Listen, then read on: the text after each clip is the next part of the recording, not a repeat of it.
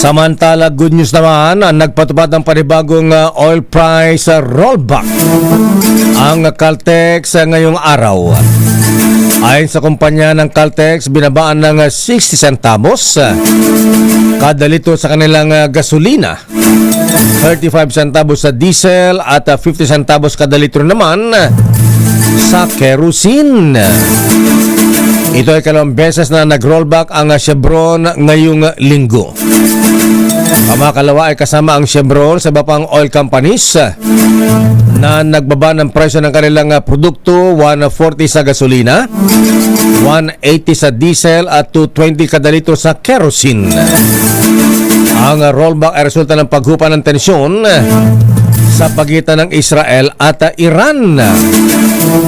Samantala, nakakabingi naman ang katahimikan ng dalawang oil companies.